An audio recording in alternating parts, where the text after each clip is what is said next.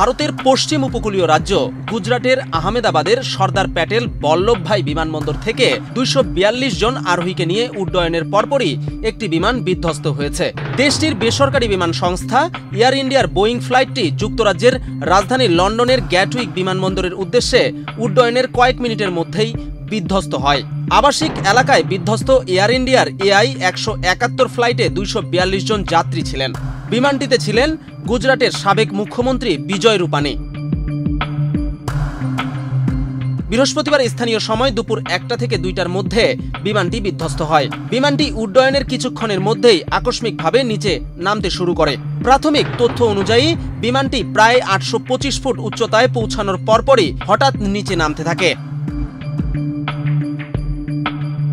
বিমান বিধ্বস্তের কিছুক্ষণ পরই ওই ফ্লাইটে থাকা যাত্রীদের তালিকা প্রকাশ করেছে এয়ার ইন্ডিয়া কর্তৃপক্ষ। এতে বলা হয়েছে, এয়ার ইন্ডিয়ার বিধ্বস্ত AI-171 ফ্লাইটে ১৬৯ জন ভারতীয় নাগরিক, ৫৩ জন ব্রিটিশ নাগরিক, কানাডিয়ান ১ জন ও পর্তুগালের ৭ জন নাগরিক ছিলেন। এক বিবৃতিতে এয়ার ইন্ডিয়া বলছে, আহমেদাবাদের সর্দার প্যাটেল বল্লভভাই বিমানবন্দর থেকে স্থানীয় সময় দুপুর ১টা ৩৮ মিনিটে উড্ডয়নের পরপরই দুর্ঘটনার কবলে পড়েছে AI-171 ফ্লাইটটি।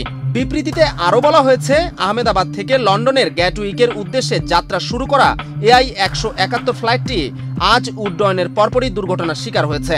স্থানীয় সময় দুপুর ১টা ৩৮ মিনিটে আহমেদাবাদ থেকে উড্ডয়ন করা বোয়িং ওই ফ্লাইটে মোট ২৪২ জন যাত্রী ও ক্রু সদস্য ছিলেন। তাদের মধ্যে ১৬৯ জন ভারতীয়, ৫৩ জন ব্রিটিশ, ১ জন কানাডিয়ান ও ৭ জন পর্তুগিজ নাগরিক।